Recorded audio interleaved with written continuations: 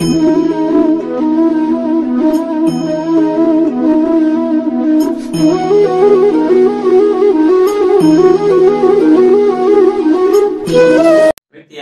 ವಿದ್ಯಾರ್ಥಿಗಳೇ, ತಮಗೆಲ್ಲರಿಗೂ ಈ ದಿನದ ವಿಡಿಯೋ ತರಗತಿಗೆ ಸ್ವಾಗತವನ್ನು ಕೋರ್ತಾ, ನಾವು ಇವತ್ತಿನ ತರಗತಿಯಲ್ಲಿ ನಾವು 9ನೇ ತರಗತಿಯ ಸಮಾಜ ವಿಜ್ಞಾನ ವಿಷಯ ಏನಿದೆ, ಸೊ ಆ ವಿಷಯದಲ್ಲಿ ಇರ್ತಕ್ಕಂತಹ ಅರ್ಥಶಾಸ್ತ್ರ ವಿಭಾಗದ ಕೊನೆಯ ಅಧ್ಯಾಯ ಯಾವುದು, ಶ್ರಮ ಹಾಗೂ ಉದ್ಯೋಗ ಅನ್ನೋ ಒಂದು ಅಧ್ಯಾಯದಲ್ಲಿ ಈಗಾಗಲೇ ಮೊದಲನೇ ಒಂದು ವಿಡಿಯೋವನ್ನ ತಿಳ್ಕೊಂಡಿದೀವಿ. ಅದರಲ್ಲಿ ಶ್ರಮ ಅಂದ್ರೆ ಏನು, ಸೊ ಶ್ರಮದ ಪರಿಕಲ್ಪನೆಯ ಇನ್ನಿತರ ವಿಚಾರಗಳ ಬಗ್ಗೆನೂ ಸಹ ನಾವು ಆ ತರಗತಿಯಲ್ಲಿ ಚರ್ಚೆಯನ್ನ ಮಾಡಿದ್ದೇವೆ.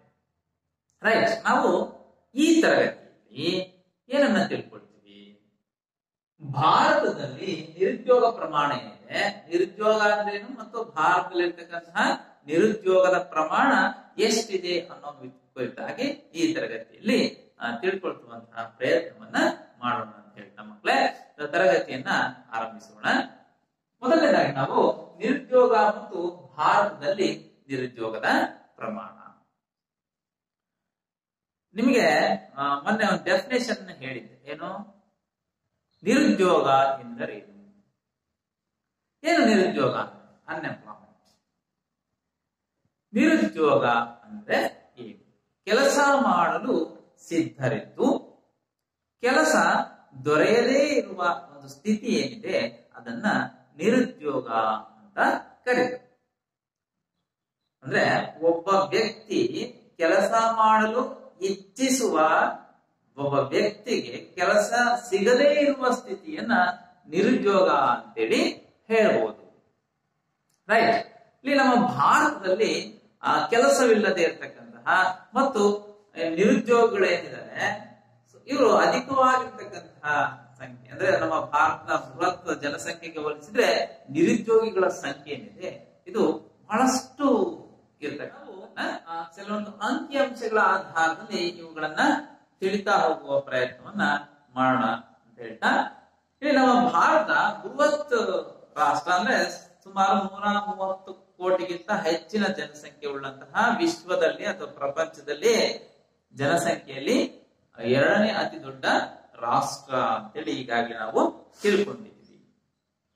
ರೈಟ್, ಈ ವಿಚಾರವಾಗಿ ನಮ್ಮ ಈ ಕಾರ್ಮಿಕ ಬ್ಯೂರೋ ಅಂತ ಏನಿದೆ ಆ ಒಂದು ಸಂಸ್ಥೆ ನೀಡತಕ್ಕಂತ ಸಮೀಕ್ಷೆಯ ಪ್ರಕಾರ ನಮ್ಮ ಭಾರತದಲ್ಲಿ 1951ನೇ ಇಸ್ವಿಯಲ್ಲಿ ಇರ್ತಕ್ಕಂತಹ ನಿರುದ್ಯೋಗಿಗಳ ಪ್ರಮಾಣ ಎಷ್ಟು ಅಂತ ಹೇಳಿದ್ರೆ ಸುಮಾರು 5 ದಶಲಕ್ಷ ಇದ್ದಂತಹ ನಿರುದ್ಯೋಗಿಗಳ ಪ್ರಮಾಣ ಏನಿದೆ ಇದು ಬರ್ಬತ್ತಾ 2010ರ ವೇಳೆಗೆ 40.47 ದಶಲಕ್ಷಕ್ಕೆ ಏರಿಕೆ ಆಗಿರ್ತಕ್ಕಂಥದ್ದು.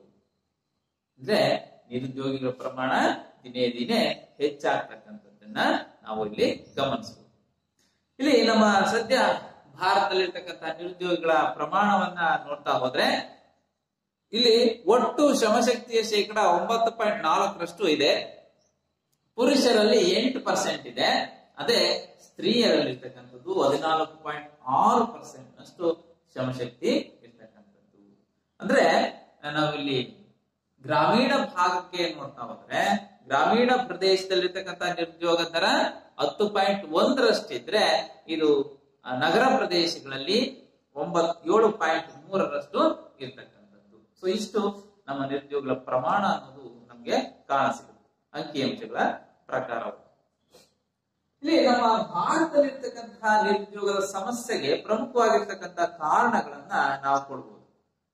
ಯಾವೆಲ್ಲ ಕಾರಣಗಳನ್ನ ಕೊಡ್ತಾ ಹೋಗ್ಬೋದು ಅಂತ ಹೇಳಿದ್ರೆ, ಉದ್ಯೋಗ ರಹಿತ ಆರ್ಥಿಕ ಬೆಳವಣಿಗೆ, ಕಾರ್ಮಿಕರ ಸಂಖ್ಯೆಯಲ್ಲಿ ಹೆಚ್ಚಳ ಆಗ್ತಕ್ಕಂಥದ್ದು, ಅಸಮಂಜಸ ತಂತ್ರಜ್ಞಾನ, ಕೃಷಿಯ ಮೇಲಿನ ಅವಲಂಬನೆ, ಸಣ್ಣ ಮತ್ತು ಗುಡಿ ಕೈಗಾರಿಕೆಗಳ ಅವನತಿ, ಕೊನೆಯದಾಗಿ ಕಾರ್ಮಿಕರ ಕಡಿಮೆ ಚಲನಶೀಲತೆ ಅಂತ ಈ 6 ಪ್ರಮುಖವಾಗಿರ್ತಕ್ಕಂಥ ಕಾರಣಗಳನ್ನ ನಮ್ಮ ಭಾರತದಲ್ಲಿರ್ತಕ್ಕಂತಹ ನಿರುದ್ಯೋಗ ಹೆಚ್ಚಾಗಲಿಕ್ಕೆ ಯಾವ ಅಂಶಗಳು ಕಾರಣ ಆಗ್ತವೆ ಅನ್ನುವಂತ ವಿಚಾರವನ್ನ ತಿಳಿಸುವ ಸಂದರ್ಭ ಏನಪ್ಪಾ ಅಂತ ಹೇಳಿದ್ರೆ ಈ 6 ಪ್ರಮುಖ ಕಾರಣಗಳನ್ನ ನೀಡುವ ಮೂಲಕ ನಮ್ಮ ಭಾರತದಲ್ಲಿ ನಿರುದ್ಯೋಗಕ್ಕೆ ಕಾರಣಗಳನ್ನ ನಾವು ಕೊಡಬಹುದು. ರೈಟ್. ಇಲ್ಲಿ ಪ್ರಮುಖವಾಗಿ ಮೊದಲನೇದು ಒಂದೊಂದಾಗಿ ತಿಳ್ಕೊಳ್ತಾ ಹೋದ್ರೆ ಉದ್ಯೋಗ ರಹಿತ ಆರ್ಥಿಕ ಬೆಳವಣಿಗೆ. ಉದ್ಯೋಗ ರಹಿತ, ಉದ್ಯೋಗ ಇಲ್ಲದ ಹಾಗೆ ಆರ್ಥಿಕವಾಗಿ ನಾವು ಅಭಿವೃದ್ಧಿಯನ್ನ ಹೊಂದುವುದು ಅನ್ನೋ ಒಂದು ವಿಚಾರ. ಹೇಗಪ್ಪ? ನಾವು ಉದ್ಯೋಗ ರಹಿತ ಆರ್ಥಿಕ ಬೆಳವಣಿಗೆ ಅಂತ ಹೇಳಿದ್ರೆ ಉದ್ಯೋಗ ಇಲ್ಲ ಆದ್ರೂ ದೇಶ ಅಭಿವೃದ್ಧಿಯನ್ನ ಸಾಧಿಸಿದೆ. ಹೆಂಗೆ?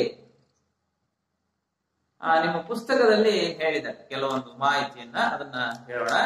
1990ರಿಂದ ಈಚೆಗೆ ನಾವೇನು ಉದ್ಯಮ ರಂಗದ ಮತ್ತು ಸೇವಾ ವಲಯದ ಬೆಳವಣಿಗೆ ಏನಿದೆ ಇದು ಬಂಡವಾಳ ಸಾಂದ್ರ ತಂತ್ರಜ್ಞಾನವನ್ನ ಬಳಸುವ ಮೂಲಕ ಅದು ಆರ್ಥಿಕವಾಗಿ ಅಭಿವೃದ್ಧಿಯನ್ನ ಸಾಧಿಸಿದೆ. ಆದ್ರೆ ಉದ್ಯೋಗ ಸೃಷ್ಟಿಸುವಲ್ಲಿ ಇದು ವಿಫಲವಾಗಿರ್ತಕ್ಕಂಥದ್ದು. ಹೆಂಗಪ್ಪ? ಸೊ ಆರ್ಥಿಕ ಬೆಳವಣಿಗೆ ಅಂದ್ರೆ ಜನರಿಗೆ ಉದ್ಯೋಗ ಸಿಕ್ಕಿರುತ್ತೆ, ಆರ್ಥಿಕವಾಗಿ ಜನ ಉತ್ತಮವಾಗಿರ್ತಾರೆ, ಸೊ ಆಗ ಮಾತ್ರ ದೇಶದ ಆರ್ಥಿಕ ಬೆಳವಣಿಗೆ ಉತ್ತಮವಾಗಿರುತ್ತೆ. ಆದ್ರೆ ಇಲ್ಲಿ ಉದ್ಯಮ ರಂಗದ ಏನಿದೆ ಇದರಲ್ಲಿ ಬಂಡವಾಳ ಸಾಂದ್ರ ತಂತ್ರಜ್ಞಾನವನ್ನು ಬಳಸಿ, ಅಂದ್ರೆ ಅತಿ ಹೆಚ್ಚು ಬಂಡವಾಳವನ್ನು ಹೂಡಿಕೆ ಮಾಡೋದು. ಯಾವುದ್ರ ಮೇಲೆ? ಇನ್ವೆಸ್ಟ್ಮೆಂಟ್ ಅಂತ ಹೇಳಿ ಕರಿತೀವಲ್ಲ. ಸೊ ಯಾವುದ್ರ ಮೇಲೆ ಬಂಡವಾಳವನ್ನ ಹಾಕ್ತಕ್ಕಂಥದ್ದು? ಎಸ್, ಮಷಿನ್ಸ್ ಅಂತ ಏನಿದೆ, ಯಂತ್ರೋಪಕರಣಗಳ ಮೇಲೆ ಬಂಡವಾಳವನ್ನ ಹೆಚ್ಚು ತೊಡಗಿಸಿ ಬೇಕಾಗಿರ್ತಕ್ಕಂತಹ ಎಲ್ಲ ರೀತಿಯ ಮೆಟೀರಿಯಲ್ಸ್ ಗಳನ್ನ ತರಿಸ್ಬಿಟ್ಟು ಮಾನವನಿಗೆ ಬದಲಾಗಿ ಯಂತ್ರಗಳ ಮೂಲಕ ಕಾರ್ಯಗಳನ್ನ ನಿರ್ವಹಿಸ್ತಕೊಂಡು ಹೋಗ್ತಕ್ಕಂಥದ್ದು. ಫ್ಯಾಕ್ಟರಿ ಅಂತ ಹೇಳಿದ್ರೆ ಅನೇಕ ಮಷಿನ್ಸ್ ಗಳಿರ್ತವೆ. ಸೊ ಅವುಗಳು ಮಾನವರು ಎಷ್ಟು ಜನ ಮಾಡ್ತಕ್ಕಂಥ ಕೆಲಸವನ್ನ ಒಂದು ಯಂತ್ರ ಮಾಡುತ್ತೆ ಅಲ್ವಾ. ಸೊ ನೀವು ಸಾಮಾನ್ಯವಾಗಿ ಯಂತ್ರಗಳನ್ನ ಎಲ್ಲರೂ ಆಲ್ಮೋಸ್ಟ್ ಬಳಸಿರ್ತೀವಿ. ಒಂದು ಗುಂಡಿ ತೆಗಿಬೇಕು ಅಂತ ಹೇಳಿದ್ರೆ ಸುಮಾರು 8-10 ಜನ ಒಂದು ದಿನ ಒಂದು 10 ಅಡಿ ಆಳ, ಒಂದು 6 ಅಡಿ ಅಗಲ ತೆಗಿಬೇಕು ಅಂದ್ರೆ ದಿನ ಪೂರ್ತಿ ತೆಗಿಬೇಕಾಗತ್ತೆ. ಅದೇ ಒಂದು JCB ಏನಿದೆ, ಇದು JCB ಯಂತ್ರ ಹೌದಲ್ಲ, ಸೊ ಇದು 1 ಗಂಟೆ ಬೇಡ 2 ತಾಸೊಳಗೆ ಮುಗಿದ್ಬಿಡುದು. ಅಂದ್ರೆ ಅಷ್ಟು ಜನ ಮಾಡ್ತಕ್ಕಂತ ಕೆಲಸವನ್ನ ಒಂದು ಯಂತ್ರ ಮಾಡುತ್ತೆ ಅಂತ ಹೇಳಿದ್ರೆ ಆ ಯಂತ್ರ ಇನ್ನಿತರ ಅಷ್ಟು ಜನ ಮಾಡ್ತಕ್ಕಂತ ಕೆಲಸವನ್ನ ಕಸ್ಕೊಳ್ಳುತ್ತೆ. ಅಲ್ಲಿಗೆ ಉದ್ಯೋಗ ಇಲ್ದಂಗ ಆಗತ್ತೆ. ಇದಕ್ಕೆ ಬಂಡವಾಳ ಏನೋ ಇದೆ, ಮಷಿನ್ಸ್ಗೆ ಬಂಡವಾಳ ಹಾಕಿದ್ವಿ, ಅದು ತನ್ನ ಕೆಲಸವನ್ನ ಮಾಡ್ತಾ ಇದೆ. ಆದ್ರೆ ಜನರಿಗೆ ಕೆಲಸ ಇಲ್ಲ. ಜನರಿಗೆ ಕೆಲಸ ಇಲ್ಲ ಅಂತ ಹೇಳಿದ್ರೆ ಅವ್ರಿಗೆ ಬಂಡವಾಳ ಅನ್ನೋದು ಅಥವಾ ಕೂಲಿ ಅನ್ನೋದು ಸಿಗದೇ ಇರತಕ್ಕಂತಹ ಸನ್ನಿವೇಶ ಎದುರಾಗ್ತಾ ಇದೆ. ಸೊ ಇಂತ ಒಂದು ಸಂದರ್ಭ ಅರ್ಥ ಆಗತ್ತಲ್ಲ ಮಕ್ಕಳೇ? ರೈಟ್. ಸೊ ಹಾಗಾಗಿ ಒಬ್ಬ 10 ಜನ ಮಾಡುವ ಕೆಲಸವನ್ನ ಒಂದು ಮಷಿನ್ ಮಾಡಿದ್ರೆ ಅಲ್ಲಿಗೆ 10 ಜನ ಜನರೇನಿದ್ದಾರೆ ಅವರು ನಿರುದ್ಯೋಗಿಗಳಾಗ್ತಾರೆ. ರೈಟ್, ಅರ್ಥ ಆಯ್ತು? ಸೊ ಈ ರೀತಿಯಲ್ಲಿ ನಾವು ಈ ಒಂದು ಸಮಸ್ಯೆಗೆ ವಿವರಿಸಬಹುದು. ಅಂದ್ರೆ ಉದ್ಯೋಗ ರಹಿತ ಆರ್ಥಿಕ ಬೆಳವಣಿಗೆ ಆಗಿದೆ. ಯಾವುದರ ಮೂಲಕ? ಟೆಕ್ನಾಲಜಿಯನ್ನು ಬಳಸಿ ನಾವು ಆರ್ಥಿಕವಾಗಿ ಅಭಿವೃದ್ಧಿಯನ್ನ ಹೊಂದಿದೀವಿ. ಆದ್ರೆ ಇಲ್ಲಿ ಮಾನವನ ಶ್ರಮ ಏನಿದೆ ಅಲ್ಲಿ ಗೌಣವಾಗಿರ್ತಕ್ಕಂಥ, ಅವ್ರಿಗೆ ಕೆಲಸ ಇಲ್ಲದೆ ಇರತಕ್ಕಂತಹ ಸ್ಥಿತಿ ಇರ್ತಕ್ಕಂಥ, ಅದಕ್ಕೆ ಉದ್ಯೋಗ ರಹಿತವಾಗಿರ್ತಕ್ಕಂತಹ ಆರ್ಥಿಕ ಬೆಳವಣಿಗೆ. ರೈಟ್, ಅರ್ಥ ಆಯ್ತಲ್ಲ? ನೆಕ್ಸ್ಟ್ ಪಾಯಿಂಟ್, ಕಾರ್ಮಿಕರ ಸಂಖ್ಯೆಯಲ್ಲಿ ಹೆಚ್ಚಳ. ವರ್ಷದಿಂದ ವರ್ಷಕ್ಕೆ ಕಾರ್ಮಿಕರ ಸಂಖ್ಯೆಯಲ್ಲಿ ಹೆಚ್ಚಳ ಆಗ್ತಕ್ಕಂಥದ್ದು ಹೆಂಗೆ? ನಮ್ಮ ಜನಸಂಖ್ಯೆ ದಿನೇ ದಿನೇ ಹೆಚ್ಚಾಗ್ತಾ ಇದೆ. ಸೊ ಹೆಚ್ಚಾಗುತ್ತಿರುವ ಜನಸಂಖ್ಯೆಗೆ ಅನುಗುಣವಾಗಿ ಕೆಲಸ ಸಿಗದೇ ಇರತಕ್ಕಂತಹ ಸ್ಥಿತಿ ನಮ್ಮ ದೇಶದಲ್ಲಿ ಇರ್ತಕ್ಕಂಥದ್ದು. ಜನಸಂಖ್ಯೆನ ಹೆಚ್ಚಾಗ್ತಾ ಇದೆ, ಆದ್ರೆ ಜನಸಂಖ್ಯೆ ಹೆಚ್ಚಾದಂತೆಲ್ಲ ಅವ್ರಿಗೆ ಇರುವಂತಹ ಕೆಲಸ ಏನಿದೆ ಆ ಕೆಲಸ ಸಿಗ್ತಾ ಇಲ್ಲ.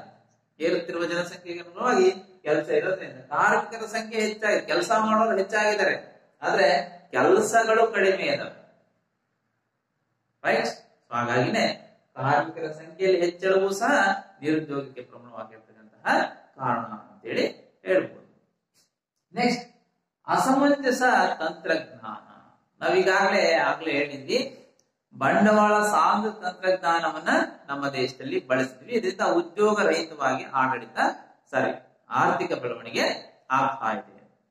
ರೈಟ್, ಇಲ್ಲಿ ಅಸಮಂಜಸ ತಂತ್ರಜ್ಞಾನ, ನಮ್ಮ ದೇಶಕ್ಕೆ ಅವಶ್ಯಕತೆ ಇಲ್ಲದ ತಂತ್ರಜ್ಞಾನದ ಬೆಳವಣಿಗೆ ಆಗುವುದು. ಇಲ್ಲಿ ಕೃಷಿ ಮತ್ತು ಕೃಷಿಯ ಉದ್ದಿಮೆಗಳೇನಿದಾವೆ ಅಥವಾ ಇನ್ನಿತರ ಉದ್ದಿಮೆಗಳೇನಿದಾವೆ, ಸೊ ಇಲ್ಲಿ ಬಳಸುತ್ತಿರುವ ತಂತ್ರಜ್ಞಾನ ನಾವೇನ್ ಹೇಳಿದ್ವಿ, ಬಂಡವಾಳ ಸಾಂದ್ರ. ಆದ್ರೆ ನಮ್ಮ ಭಾರತದ ಪರಿಸ್ಥಿತಿಗೆ ಅದು ಉಪಯೋಗ ಇಲ್ಲ, ಆದ್ರೆ ಅದನ್ನ ನಾವು ಬಳಕೆ ಮಾಡ್ಕೊಳ್ತಾ ಇದ್ದೀವಿ. ಸೊ ಆ ಕಾರಣವಾಗಿ ನಮ್ಮ ದೇಶದಲ್ಲಿ ನಿರುದ್ಯೋಗದ ಪ್ರಮಾಣ ಹೆಚ್ಚಾಗ್ತಕ್ಕಂಥದ್ದು. ನಾವ್ ಏನ್ ಮಾಡ್ಬೇಕು ಅಂದ್ರೆ, ಒಂದು ಆರ್ಥಿಕ ಅಂಶವನ್ನ ಹೇಳುವ ಮೂಲಕ ಇದನ್ನ ವಿವರಣೆಯನ್ನ ಕೊಡ್ಬೋದು. ಏನ್ ಮಾಡ್ಬೋದು ಅಂದ್ರೆ, ನಮಗೊಂದು ವಸ್ತು ಬೇಕಾಗುತ್ತೆ. ಯಾವುದು? ಆ ಒಂದು ಮೋಟಾರ್ ಪಂಪ್, ನೀರು ಹೊಡಿಲಿಕ್ಕೆ ಒಂದು ಮೋಟಾರ್ ಪಂಪ್ ಬೇಕಾಗುತ್ತೆ. ಸೊ ಇದು ನಮ್ಮ ದೇಶದಲ್ಲಿ ಇದರ ಉತ್ಪಾದನೆ ಅನ್ನೋದು ಬಹಳಷ್ಟು ಕಡಿಮೆ ಇರತಕ್ಕಂಥದ್ದು. ಸೊ ಹಾಗಾಗಿ ಏನ್ ಮಾಡ್ತೀವಿ, ನಾವು ಬೇರೆ ಒಂದು ದೇಶದೊಂದಿಗೆ ಒಪ್ಪಂದ ಮಾಡ್ಕೊಂಡ್ಬಿಟ್ಟು ಆ ದೇಶದಿಂದ ನಮಗೆ ಬೇಕಾಗಿರ್ತಕ್ಕಂತಹ ಆ ಒಂದು ಮೋಟಾರ್ ಪಂಪ್ ಅನ್ನ ಆಮದು ಮಾಡ್ಕೊಳ್ತೀವಿ. ಡೈರೆಕ್ಟ್ ಆಗಿ ಮೋಟಾರ್ ಬಂತು, ಸೊ ಅಲ್ಲಿಗೆ ನಮ್ಗೆ ಆ ಪ್ರಾಡಕ್ಟ್ ಅನ್ನ ಸಿಕ್ತು. ಆದ್ರೆ ನಮ್ಮ ದೇಶದ ಕಾರ್ಮಿಕರಿಗೆ ಕೆಲಸ ಸಿಗ್ಲಿಲ್ಲ. ಏನ್ ಮಾಡ್ಬೇಕಾಗತ್ತೆ? ಯಾವುದೇ ಒಂದು ಫ್ಯಾಕ್ಟರಿ, ಕೈಗಾರಿಕೆ ಉದ್ದಿಮೆ ಏನಿದೆ, ಇವು ಒಂದಕ್ಕೊಂದು ಲಿಂಕ್ ಇರಬೇಕು. ಅದನ್ನ ಬಿಟ್ಟು ಇದಿರಬಾರ್ದು, ಇದನ್ನ ಬಿಟ್ಟು ಅದಿರಬಾರ್ದು. ಅಂದ್ರೆ ಒಂದಕ್ಕೊಂದು ಚೈನ್ ಲಿಂಕ್ ಅಂತ ಏನ್ ಕರಿತೀವಲ್ಲ, ಆ ರೀತಿಯಲ್ಲಿ ಇರಬೇಕು. ಒಂದು ಮೋಟಾರ್ ಪಂಪ್ ತಯಾರು ಮಾಡ್ಬೇಕು ಅಂತಿದ್ರೆ ಅದಕ್ಕೆ ಯಾವೆಲ್ಲ ವಸ್ತುಗಳು, ಬಿಡಿ ಭಾಗಗಳನ್ನು ಬೇಕಾಗ್ತವೆ. ಬೋಲ್ಟ್ ನಟ್ ಬೇಕಾಗುತ್ತೆ, ಪಂಪ್ ಬೇಕಾಗುತ್ತೆ, ಪೈಪ್ ಬೇಕಾಗಿರುತ್ತೆ ಅಲ್ವಾ. ಸೊ ಆಮೇಲೆ ಎಲೆಕ್ಟ್ರಿಕಲ್ ವಸ್ತುಗಳು ಬೇಕಾಗಿರ್ತವೆ. ಸೊ ಎಲ್ಲ ವಸ್ತುಗಳು ಬಗೆಯ ರೀತಿಯಲ್ಲಿ ಬೇರೆ ಬೇರೆ ಒಂದು ಕಂಪನಿಗಳಲ್ಲಿ ಅಥವಾ ಬೇರೆ ಬೇರೆ ಫ್ಯಾಕ್ಟರಿಗಳಲ್ಲಿ ತಯಾರಾಗಬೇಕು. ಆ ತಯಾರಾಗಿರ್ತಕ್ಕಂಥದ್ದನ್ನ ಅಲ್ಲಿಂದ ಬಿಡಿ ವಸ್ತುಗಳನ್ನ ಬಳಸಿಕೊಂಡು ಒಂದು ಫ್ಯಾಕ್ಟರಿಯಲ್ಲಿ ಅದು ಸಿದ್ಧ ವಸ್ತು ಆಗ್ಬೇಕು. ಅವಾಗ ಈ ಸಿದ್ಧ ವಸ್ತು ಏನಿದೆ, ಇದು ಇನ್ನಿತರ ಫ್ಯಾಕ್ಟರಿಗಳನ್ನ ಅವಲಂಬಿಸಿರುತ್ತೆ. ಅವಾಗ ಎಲ್ಲ ಫ್ಯಾಕ್ಟರಿಗಳಲ್ಲಿ ಮಾಡ್ತಕ್ಕಂತಹ ಕೆಲಸಗಳೇನಿದ್ದಾವೆ ಅವು ಜನರಿಗೆ ಕೆಲಸ ಸಿಗುತ್ತೆ, ಇಲ್ಲೂ ಕೆಲಸ ಸಿಗುತ್ತೆ. ನಾವು ಡೈರೆಕ್ಟ್ ಆಗಿ ಮೋಟಾರ್ ಪಂಪ್ ಅನ್ನೇ ತರಿಸ್ಕೊಂಡ್ಬಿಟ್ರೆ ಎಲ್ಲ ಫ್ಯಾಕ್ಟರಿಗಳು ಮುಚ್ಚೋಗ್ತವೆ. ಮೀನ್ಸ್ ಅಲ್ಲಿ ಕೆಲಸ ಸಿಗದೆ ಇರತಕ್ಕಂಥ ಸನ್ನಿವೇಶ ಎದುರಾಗುತ್ತೆ. ಸೊ ಹಾಗಾಗಿ ನಾವು ಅಸಮಂಜಸ ತಂತ್ರಜ್ಞಾನವನ್ನ ಬಳಕೆ ಮಾಡ್ಕೊಳ್ತಾ ಇದ್ವಿ. ಇಲ್ಲಿ ಕೃಷಿಯ ಮೇಲಿನ ಅವಲಂಬನೆ ನಂತರದ ಒಂದು ಪಾಯಿಂಟ್ಸ್ ಏನಪ್ಪಾ ಅಂದ್ರೆ, ಕೃಷಿಯ ಮೇಲಿನ ಅವಲಂಬನೆಯೂ ಸಹ ನಿರುದ್ಯೋಗ ಪ್ರಮಾಣವನ್ನ ಹೆಚ್ಚು ಮಾಡಿದೆ. ನಮ್ಮ ಋತುಮಾನಗಳ ಅನುಸಾರವಾಗಿ ಕೃಷಿ ಚಟುವಟಿಕೆಗಳು ನಡೀತವೆ. ಸಾಮಾನ್ಯವಾಗಿ ಮಳೆಗಾಲದಲ್ಲಿ ನಾವು ಬಿತ್ತನೆ ಕಾರ್ಯವನ್ನ ಮಾಡ್ತೇವೆ. ಜೂನ್ ತಿಂಗಳಲ್ಲಿ ಬಿತ್ತುತ್ತೇವೆ, ಅಕ್ಟೋಬರ್ ತಿಂಗಳಲ್ಲಿ ಅಥವಾ ನವೆಂಬರ್ ತಿಂಗಳಲ್ಲಿ ಕೊಯ್ಲನ್ನ ಮಾಡ್ತೇವೆ. ಮತ್ತೆ ಹಿಂಗಾರು ಬೆಳೆಗಳನ್ನ ಅಕ್ಟೋಬರ್ ತಿಂಗಳಲ್ಲಿ ಹಾಕ್ತಿವಿ, ಜನವರಿ ಫೆಬ್ರವರಿ ಕಟಾವು ಮಾಡ್ತೀವಿ. ಅಂದ್ರೆ ಮಳೆ ಆಶ್ರಿತ ಪ್ರದೇಶವಾಗಿರೋದ್ರಿಂದ, ಪ್ರದೇಶಗಳು ನಮ್ಮ ಭಾರತದಲ್ಲಿ ಮಾನ್ಸೂನ್ ನೊಡನೆ ಇರ್ತಕ್ಕಂತಹ ಸಂಬಂಧ ಹೆಚ್ಚಾಗಿರೋದ್ರಿಂದ ಇಲ್ಲಿ ಅಷ್ಟೊಂದು ಅರೆ ಉದ್ಯೋಗ ಅಂತ ಏನ್ಬೇಕು, ವರ್ಷದಲ್ಲಿ ನಮ್ಗೆ ಎಷ್ಟು ತಿಂಗಳು ಕೆಲಸ ಸಿಗ್ಬೋದು? ಒಂದು 6 ತಿಂಗಳು ಸಿಗ್ಬೋದು ಅಷ್ಟೇ. June, July, August, September, October, November ವರೆಗೂ ಸಹ ನಮ್ಗೆ ಕೆಲಸಗಳು ಇರ್ತಾವೆ. ಇತ್ಲಾಗೆ ನಮ್ಗೆ ಕೆಲಸ ಎಲ್ಲಿಂದ ಡಿಸೆಂಬರ್ ಇಂದ ಮತ್ತೆ ಜೂನ್ ಬರೋವರೆಗೂ, ಮಳೆಗಾಲ ಶುರುವಾಗೋವರೆಗೂ ನಮ್ಗೆ ಕೆಲಸ ಇರೋದಿಲ್ಲ. ಸೊ ಇದು ಅಷ್ಟು ಎಲ್ಲರಿಗೂ ಇರೋದಿಲ್ಲ, ಇದ್ರೂ ಎಲ್ಲರಿಗೂ ಸಹ ಕೃಷಿಯಿಂದ ಅವ್ರಿಗೆ ಕೆಲಸ ಸಿಗದೆ ಇರ್ತಕ್ಕಂತಹ ಸನ್ನಿವೇಶ. ಆದ್ರೆ ನಾವೆಲ್ಲರೂ ಸಹ ಹೆಚ್ಚಿನದಾಗಿ ಕೃಷಿಯ ಮೇಲೆ ಅವಲಂಬಿತರಾಗಿದ್ದೇವೆ. ಸೊ ಹಾಗಾಗಿನೇ ಈ ಒಂದು ಸ್ಥಿತಿ ಇರ್ತಕ್ಕಂಥದ್ದು, ನಿರುದ್ಯೋಗ, ಅರೆ ಉದ್ಯೋಗ ಅನ್ನೋದು ನಿರ್ಮಾಣ ನಮ್ಮ ಗ್ರಾಮೀಣ ಭಾಗದಲ್ಲಿ ಅತಿ ಹೆಚ್ಚಾಗಿ ಇರ್ತಕ್ಕಂಥದ್ದು. ಸಣ್ಣ ಮತ್ತು ಗುಡಿ ಕೈಗಾರಿಕೆಗಳ ಅವನತಿ. ಸಣ್ಣ ಸಣ್ಣ ಕೈಗಾರಿಕೆಗಳು ಯಾವುವು? ಚಪ್ಪಲಿ ಅಂಗಡಿಗಳು ಅಂತ ಏನ್ ಕರಿತೀವಲ್ಲ, ಸೊ ಅವು, ಇನ್ನಿತರ ಬೇರೆ ಬೇರೆ ರೀತಿಯ ಸಣ್ಣ ಉದ್ದಿಮೆಗಳು ಏನಿದಾವೆ ಅವು, ಮತ್ತೆ ಗುಡಿ ಕೈಗಾರಿಕೆಗಳೇನಿದಾವೆ. ಗುಡಿ ಕೈಗಾರಿಕೆಗಳೇನು? ನಾವಾಗ್ಲೇ ಕಳೆದ ತರಗತಿಯಲ್ಲಿ ಚಾಪೆ ಎಣಿತಕ್ಕಂಥದ್ದು, ಬುಟ್ಟಿ ಎಣಿತಕ್ಕಂಥದ್ದು, ಕಂಬಾರರು ಏನು ಮಡಿಕೆಯನ್ನ ಮಾಡ್ತಕ್ಕಂಥದ್ದು, ಇನ್ನಿತರ ಕುಶಲಕರ್ಮಿಗಳೇನಿದ್ದಾರೆ ಅವರು ಎಲ್ಲ ಕೆಲಸಗಳನ್ನ ಮಾಡ್ತಕ್ಕಂಥದ್ದು. ಸೊ ಎಲ್ಲವುಗಳನ್ನ ನೋಡಿದ್ರೆ ಇವೆಲ್ಲವೂ ಸಹ ಅವನತಿಯನ್ನ ಹೊಂದಿದಾಗ. ಯಾಕಪ್ಪ ಅಂತ ಹೇಳಿದ್ರೆ ಈ ಎಲ್ಲ ಗುಡಿ ಕೈಗಾರಿಕೆಗಳು ಏನು ಬೃಹತ್ ಪ್ರಮಾಣದ ಕೈಗಾರಿಕೆಗಳಿಗೆ ಸ್ಪರ್ಧೆ ಮಾಡ್ಲಿಕ್ಕೆ ಆಗ್ತಾ ಇಲ್ಲ. ನಿಮಗೆ ನೆನಪಿರ್ಬೋದು, ನಾವೆಲ್ಲ ಮೆಕ್ಕೆಜೋಳದ ತೆನೆಯನ್ನ ಮರಿತಾ ಇದ್ವಲ್ಲ. ಸೊ ಯಾವ್ದ್ರಲ್ಲಿ ಮರಿತಿದ್ವಿ? ಬಿದಿರು ಪುಟ್ಟಿ ಅಂತ ಬರೋದು. ಸೊ ಯಾರು ಕುಶಲಕರ್ಮಿಗಳು ಬಿದಿರನ್ನ ತಗೊಂಡ್ಬಿಟ್ಟು ಅದ್ರ ಮೂಲಕ ಬಿದಿರು ಪುಟ್ಟಿಯನ್ನ ಮಾಡಿ ಮಾರಾಟ ಮಾಡ್ಲಿಕ್ಕೆ ಬರೋದು. ಸೊ ಆದ್ರೆ ಈಗೆಲ್ಲ ಏನ್ ಬಂದ್ಬಿಟ್ಟಿದಾವೆ, ಎಲ್ಲ ಪ್ಲಾಸ್ಟಿಕ್ ಪುಟ್ಟಿಗಳು ಬಂದಿದಾವೆ. ಸೊ ಹಾಗಾಗಿ ಯಾವ ಬಿದಿರು ಪುಟ್ಟಿಗಳು ಮೂಲೆ, ಅಂದ್ರೆ ಬಿದಿರು ಪುಟ್ಟಿಗೆ ಬಂದ್ರೆ ಬೇಗ ಹಾಳಾಗ್ತವೆ, ಹಾಗಾಗಿ ತಗೊಳಲ್ಲ. ಪ್ಲಾಸ್ಟಿಕ್ ಪುಟ್ಟಿ ಬಂದ್ಬಿಟ್ಟಿದಾವೆ. ಸೊ ಹಾಗಾಗಿ ಅವು ಮೂಲೆ ಅಂದ್ರೆ ಅಲ್ಲಿ ಅದನ್ನ ನಂಬಿಕೊಂಡಂತಹ ಕುಟುಂಬಗಳು ಆ ಕೆಲಸವನ್ನ ಕಳೆದುಕೊಂಡಿರ್ತಕ್ಕಂಥದ್ದು. ಸೊ ಇಂಥ ಒಂದು ಪರಿಸ್ಥಿತಿ ನಿರ್ಮಾಣ. ಒಂದು ಎಕ್ಸಾಂಪಲ್ ಕೊಡ್ತೇವೆ, ರೈಟ್? ಬಿದಿರು ಪುಟ್ಟಿಗೆ ಬದಲಾಗಿ ಪ್ಲಾಸ್ಟಿಕ್ ಪುಟ್ಟಿಯನ್ನ ಬಳಸ್ತಾರೆ. ಅದು ಬೃಹತ್ ಪ್ರಮಾಣದ ಕೈಗಾರಿಕೆಗಳೊಂದಿಗೆ ಸ್ಪರ್ಧೆ ಮಾಡ್ಲಿಕ್ಕೆ ಸಾಧ್ಯ ಆಗ್ತಾ ಇಲ್ಲ.